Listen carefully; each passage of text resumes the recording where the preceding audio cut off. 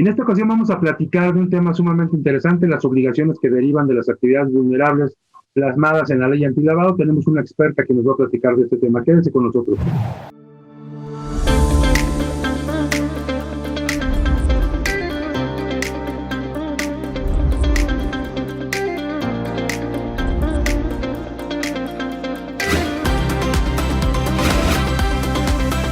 Lo actual y relevante del mundo tributario. Diálogos fiscales con Jaime Flores. En introducción de este programa platicamos hoy, el tema serán actividades vulnerables, las obligaciones que derivan de este concepto que surge de la Ley Federal para la Prevención e Identificación de Operaciones con Recursos de Procedencia Ilícita.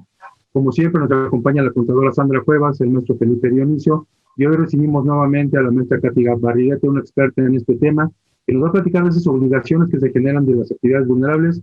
Maestra, bienvenida, muchas gracias por aceptar la invitación. Jaime, al contrario, muchas gracias por la invitación al programa. Gracias, y pues platicamos en alguna ocasión ya de la ley antilavado, de algunas características de las actividades vulnerables, y siendo yo una de esas personas que lleva a cabo actividades vulnerables, donde incluso podría haber algunos profesionistas en la fracción 11, algunos fedatarios públicos, personas como las que nos dedicamos a todo este tipo de actividades profesionales, se derivan obligaciones que tenemos que cumplir frente a la ley, obligaciones que básicamente, como dice la denominación de la ley, nos llevan a la identificación y a la prevención mediante la presentación de avisos. Pero además de ello hay todo un entorno, incluso al nivel del sistema financiero se han empezado a generar oficiales de cumplimiento, se han empezado a generar una serie de personajes que pretenden hacer que cumplamos con esta disposición. Pero me gustaría que nos platicara ¿qué obligaciones derivan para las personas que llevan a cabo actividades vulnerables? Claro que sí. Las personas que llevan a cabo actividades vulnerables, la primera obligación que tienen es llevar el alta y registro como actividad vulnerable ante el Servicio de Administración Tributaria. Es el primero. Cuando ellos ya identificaron y ya consultaron y vieron que efectivamente la norma se encuentran dentro del supuesto de la norma o de la ley, realizan esa actividad. ¿Qué tienen que hacer? Bueno, darse de alta como actividad vulnerable y nombrar también como segundo paso a un representante o encargado del área de cumplimiento, que efectivamente es figura similar al oficial de cumplimiento dentro del sistema financiero mexicano. Otra de las obligaciones con las cuales tienen que cumplir ya es cara al cliente. ¿Qué tengo que hacer? Tengo que establecer políticas y procedimientos para la identificación de los clientes, para conocer a mi cliente, porque es diferente identificarlo. Identificarlo únicamente va a ser, yo tomo datos de la persona y resguardo información básica como lo son identificaciones, comprobantes de domicilio, pero ya también la norma te marca que tienes que ir un poco más allá a conocerlo, quién es, cuál es el origen de los recursos o quién es en este caso el dueño beneficiario, el que tiene el dinero dentro de la empresa o el cliente que estoy yo identificando y que estoy conociendo.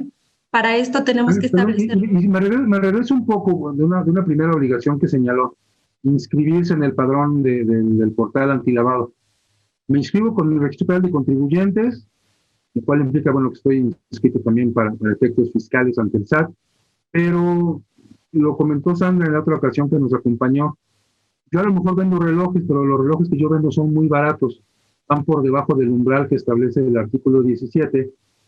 De cualquier forma, tendría que darme de alta por vender relojes, aunque no esté en los supuestos de monto.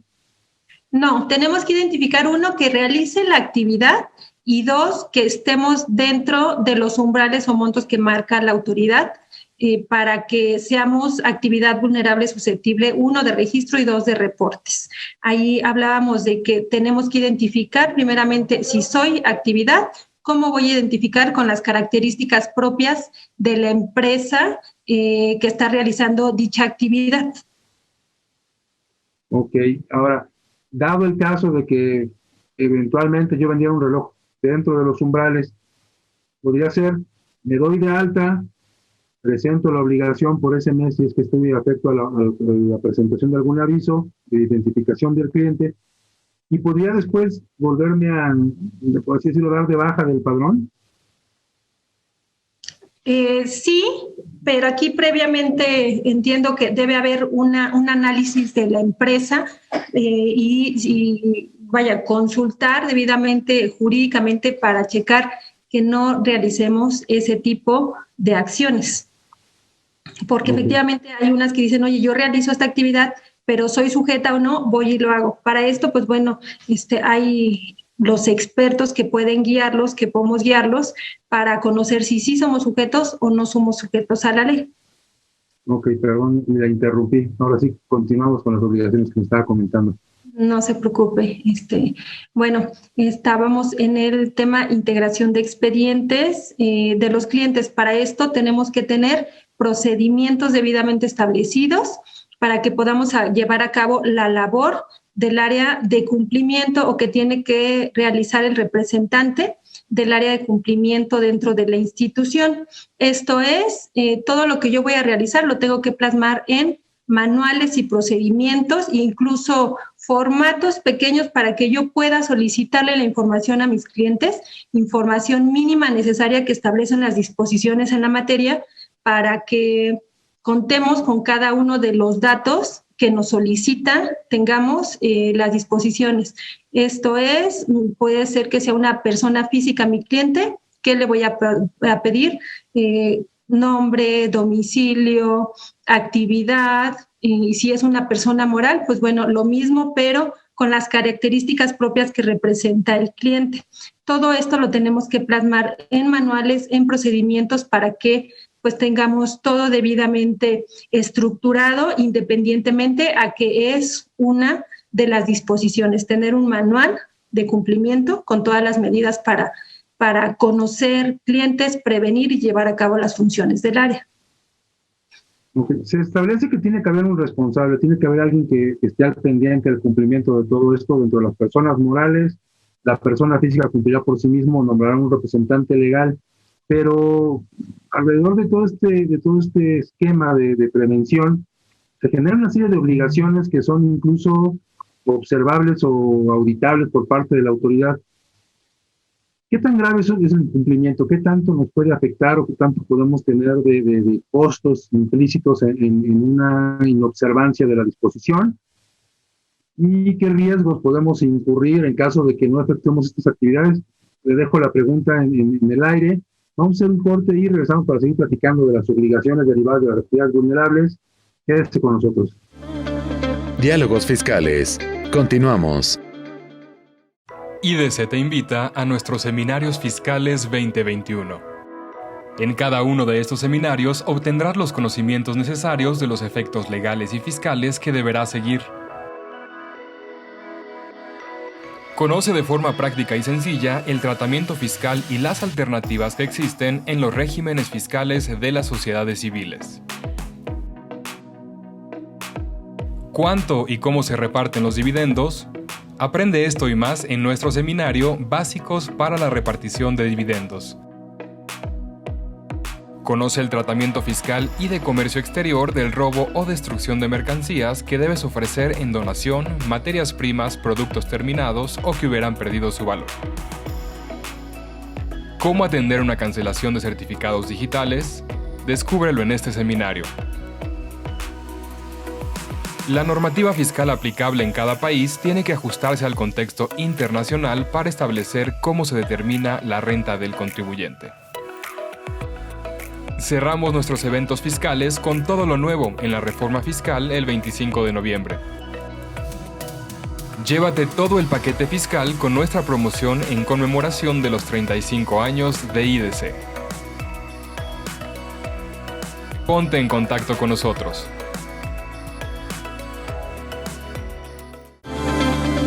Regresamos. Diálogos fiscales. Estamos platicando de actividades vulnerables y nos está comentando que hay que hacer manuales, hay que hacer procedimientos, hay que integrar expedientes, hay que conservarlos y resguardar además la información que en ellos se genera, porque lo contrario puede implicar obligaciones, no nada más en el ámbito de la ley antilavado, sino incluso en términos de protección de datos personales, incluso en términos de confidencialidad respecto de la información. que según dice la ley no se rompe cuando se la entregamos a la autoridad, sí se rompe cuando alguien más pudiera tener acceso a ella. Antes de que me platique un poco de estas responsabilidades que surgen respecto de los designados como obligados a cumplir con las obligaciones, Sandra, me gustaría que nos hicieras un comentario, por favor. Claro que sí, doctor. Bueno, recordar nada más que uno de los requisitos precisamente para hacer el trámite de alta en este portal, pues es contar con la firma electrónica vigente, en este caso, pues del contribuyente que se va a inscribir. Y quisiera conocer el comentario de la maestra Katy respecto de, imaginemos que es un contribuyente que se acaba de dar cuenta que es sujeto de estas obligaciones, y ya hablábamos en algún otro programa del inicio en cuanto a la vigencia de esta ley. ¿Qué pasa y cuáles son sus recomendaciones en este sentido? Nos damos de alta hoy, pero ¿a partir de cuándo empiezo también a presentar mis avisos como tal? En el sentido de que seamos sujetos y que efectivamente tengo obligación tanto de identificar como de presentar avisos, y ya se me fueron los tiempos, ya se me fueron los plazos, pero hoy, 2021, me doy cuenta que tengo esta obligación. ¿Qué recomendaciones haría en ese sentido, maestra Katy? Así es. Bueno, si ya nos dimos de alta como actividad vulnerable en el portal, lo que tenemos que hacer es inmediatamente enviar los avisos, incluso si se tienen que ir en ceros de no tengo o no he tenido operativa en 1, 2 o 3 meses. En el caso de que yo me dé cuenta que soy una actividad vulnerable y fui establecida en años, meses anteriores, ¿qué tengo que hacer? Tengo que crear mi programa de autorregulación para dar cumplimiento a las obligaciones, derivado de que acabo de verificar o de darme cuenta que estoy realizando esas actividades. ¿Qué te dice la norma? Que estos programas, si bien no cumpliste anteriormente con las obligaciones, puedes generar un programa, enviarlo al Servicio de Administración Tributaria, darte de alta e inmediatamente empezar a remediar o a enviar la información que se tiene que hacer llegar al regulador bajo el programa que nosotros previamente establecimos. Ok, maestra, y ahí ya nada más me surge una pequeña duda porque, bueno, ahí quisiera que me corrigiera si no es así. Yo recuerdo fechas precisamente respecto de este programa de regularización que se dieron prácticamente en 2019, si no me recuerdo, 2020. Entonces, ¿ahorita lo podríamos estar haciendo sin problema? Hay una sección específica dentro de las disposiciones que te marcan. Uno, el programa de autorregulación efectivamente surgió como un programa en ese año con determinadas fechas para que lo enviaras. Sin embargo, hay una disposición que te indica que si tú te das cuenta que realizas la actividad vulnerable y no has estado cumpliendo, tienes que enviarlo inmediatamente al regulador, con lo cual te da oportunidad de ponerte al corriente, no obstante haya pasado el periodo en el cual enviaron la campaña de dicho programa. Porque efectivamente los plazos ya se cumplieron, ya pasaron, pero tenemos pequeñas fracciones ya dentro del conocimiento de la norma en donde te permite realizar esa remediación. Ok, bueno, creo que con esto muchos de los que nos estén viendo acaban de respirar porque las sanciones son grandísimas, ¿no? Ya hablábamos en algún momento, entonces la verdad es que exista un programa de este tipo, creo que a varios les da tranquilidad y trabajo sobre todo, ¿no? Hay que hacer algo, que eso es lo importante. Claro, gracias, muchos, maestra. Por nada. No, al contrario. Sí. Iba a comentar algo, adelante, maestra. No, mi comentario en ese mismo sentido, que pudiésemos decir, ya pasaron las fechas del programa de autorregulación y no alcancé a enviarlo. Esto pasó hace un año, hace tiempo, pero bueno, ya en el contenido de la norma sí hay posibilidad de enviarlo, de regularizarme y enviar inmediatamente todo lo que he dejado de estar enviando, y de ahí para adelante, pues bueno, ya cumplir cabalmente con lo que te dicen la ley y las disposiciones, de que podemos, si podemos, ahí nada más se tendría que diseñar el plan o el programa específico para dicha institución o actividad que está bajo ese incumplimiento, vamos a decirlo así. Sí, lo cual suena bastante bien, sobre todo como lo comentaba Sandra, porque mucha gente piensa, bueno, ¿cuánto me va a costar la regularización? Porque en ese sentido, y es algo que quisiera que nos comentara, las multas son elevadas, hay multas importantes e incluso ha habido algunas que mediáticamente se han publicitado mucho, hay casos específicos de iglesias que han recibido dinero y que se ubican en el supuesto, y las multas son impresionantes. ¿Qué tan cara puede ser una multa por incumplimiento de algunas de sus obligaciones? Las multas son elevadas y varían dependiendo del incumplimiento que tengas de la norma. Ejemplo, si yo no tengo un manual del área de cumplimiento, me va a generar cierto monto de multa que es acumulable. 2, yo no tengo los formatos adecuados o no estoy recabando la información de los clientes para su identificación. Bueno, ahí nuevamente va la cantidad en acumulación. Todo esto, ¿cómo es? Dependiendo de qué tanto estemos faltando y cuántas observaciones en su caso, o en caso de que llegue la autoridad a realizarnos una visita de inspección, de supervisión, va a variar dependiendo de qué tanto incumplimiento tengamos, porque probablemente tenemos manuales, tenemos formato, estamos recabando documentación, pero no sea la adecuada o no, un ejemplo, no sean las identificaciones permitidas por las disposiciones, pues bueno, ahí vamos a ir incrementando dicha multa en base a las características propias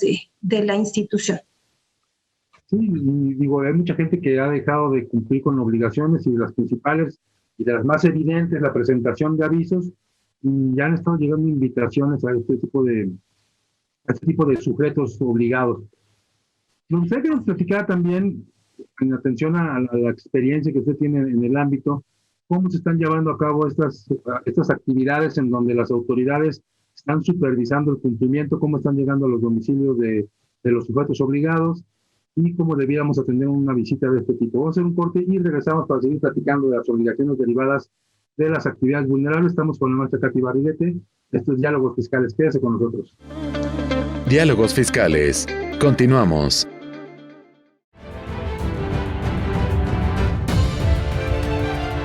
En 1986 nació Información Dinámica de Consulta con la misión de dar información a profesionales del ámbito jurídico.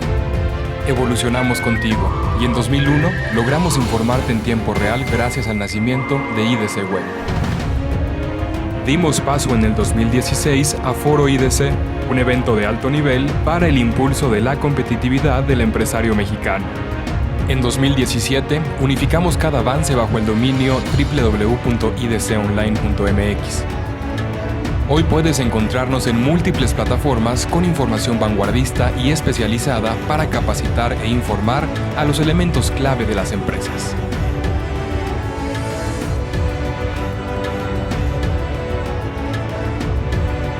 A 35 años de nuestro nacimiento, ha sido un honor acompañar tu labor de llevar a México al futuro.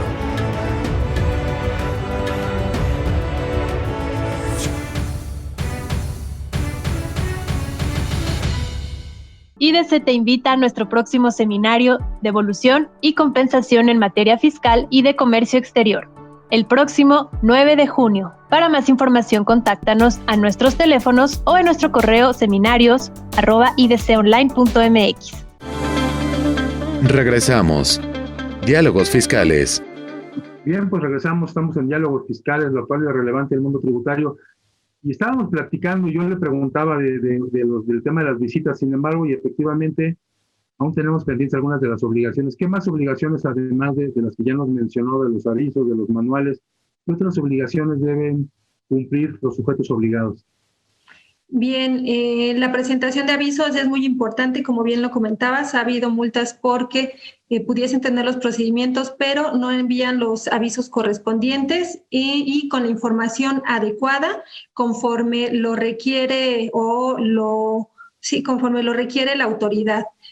También tenemos que tener un expediente de identificación de los clientes y usuarios debidamente custodiado, protegido y resguardado, para que en caso de que tengamos una visita de supervisión o de inspección, contemos con todos los elementos para permitirles llevarla a cabo y demostrar el cumplimiento de las obligaciones. Y ahora sí, son todas las obligaciones que tenemos que cumplir. ¿Cómo están haciendo las visitas? ¿Quién hace las visitas del SAT? ¿Las visitas las hace la Unidad de Inteligencia Financiera? ¿Las hace algún organismo particular? ¿O quién está llevando a cabo las visitas? ¿Y qué tan frecuente es esto que ocurre? Sí, no, la actividad supervisora de las actividades vulnerables es el Servicio de Administración Tributaria.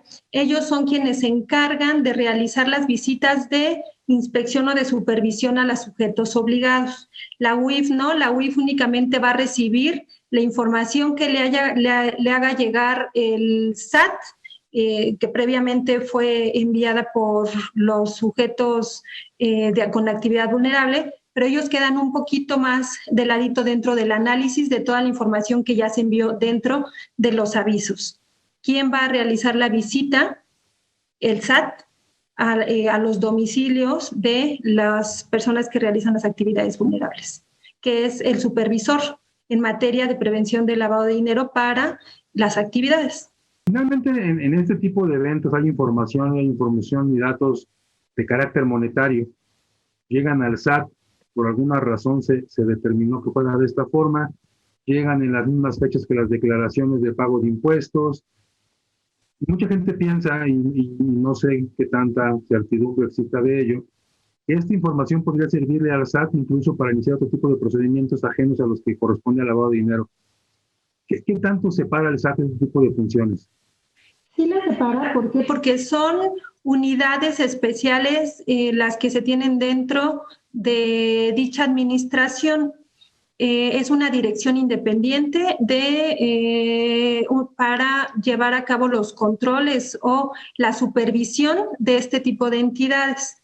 No, muchos piensan eso, oye, yo voy a enviar un aviso, me voy a inscribir, va a tener tema con mi situación fiscal. No, son dos áreas totalmente diferentes. La ley antilavado y en esta dirección lo que busca es que tú envíes la información de tus clientes y usuarios debidamente y que están realizando estas actividades que, si bien son vulnerables, no quiere decir que sean actividades propiamente de lavado de dinero.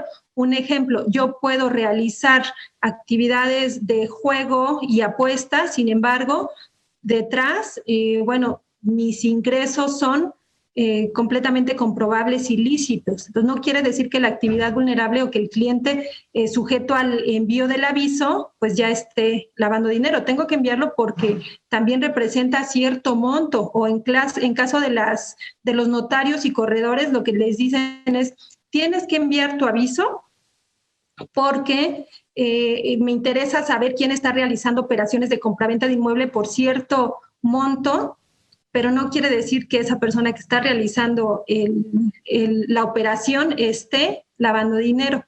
Entonces, bueno, aquí no es el objeto, o sea, el tema fiscal es diferente, claro. Y el tema para prevenir el lavado de dinero, que no quiere decir que si envío un aviso está lavando dinero a mi cliente, no, claro que no, pero sí estoy previniendo y estoy avisando y es lo que le interesa conocer a la autoridad. Claro. Felipe, ¿qué opinas de todo esto, de todas estas obligaciones cumplidas e incumplidas? Sí, muchas gracias, doctor. Pues creo que ya cuando comentaba la maestra, y lo comentamos en otro programa, ya hablamos de los sujetos obligados, precisamente las obligaciones, las implicaciones, y qué es lo que llegaría a pasar en determinado momento si se llegasen a incumplir. Yo creo que de forma general, como yo lo veo el panorama en el año que nace la ley, va de menos a más. ¿Por qué? Porque en su momento, recordemos, cuando nace precisamente la ley, nace precisamente la UIF y saca sus primeros criterios, ¿no? Que incluso muchas veces no era tan clara en los mismos, o a veces no como tal no podría referirlos a un tema específico, como que por ahí resultaba esa aplicación. Ahora lo vemos actualmente y vemos que la UIF prácticamente pasa a ser el brazo derecho del gobierno para la aplicación de la ley. Sin embargo, ya lo comentaba el doctor hace un momento, ¿no? Hablaba precisamente de la situación de qué tan frecuente solamente es precisamente las visitas o llevar a cabo estos temas. Yo creo, y a lo mejor en ese panorama me da a mí de una forma muy puntual, el tema de que parece una cacería de brujas, parece que únicamente la ley se está llevando a cabo para la aplicación de unos cuantos y no de todos los sujetos que realmente son obligados o que se encuentran en el supuesto jurídico para que se aplique la ley. Y también parece el tema muy mediático, parece que únicamente se persigue a un cierto grupo, un cierto sector, y creo que eso tal vez a mí me parece que desvirtúa un poco la naturaleza de la ley y de su aplicación. Maestra, ¿qué opina de lo que dice Felipe? Sí, aquí lo principal es que lo principal es que desde estándares internacionales y estudios a nivel internacional ya se ha identificado cuáles son las actividades vulnerables o susceptibles al lavado de dinero. Yo lo vería más no como una cacería de brujas, sino que ya está demostrado por medio de esquemas, estudios y tipologías, porque está bien estudiado y bueno, a lo largo del tiempo se ha demostrado que ciertas actividades sí son susceptibles, no es que realicen el lavado de dinero, son susceptibles al lavado de dinero y lo traemos específicamente, bueno, desde normas internacionales. Tenemos que cumplir y que checar dónde se da más el lavado de dinero, pues uno, sector financiero, pero del otro lado tenemos al sector no financiero, que son las actividades vulnerables, que hasta el 2012, que fue cuando ya se regularizó este tema, podemos también mitigar el riesgo de lavado por medio de el control y el conocimiento que pueden tener las actividades vulnerables. Considero parte fundamental dentro de y lógica dentro de la norma y de los estándares internacionales. ¿Por qué? Porque son las empresas en las cuales se da un poco más este tipo de actividades. Sí, totalmente de acuerdo, maestra. Le agradezco mucho su participación, como siempre. Espero nos pueda acompañar en algún otro programa hablando de otro tema que seguramente será de interés del público. Sin embargo, el tiempo se nos terminó. Y bueno, a la gente que nos acompañó, Sandra, Felipe, muchas gracias por haber estado con nosotros. Esperamos en la próxima emisión de Diálogos Fiscales, lo actual y relevante del mundo tributario.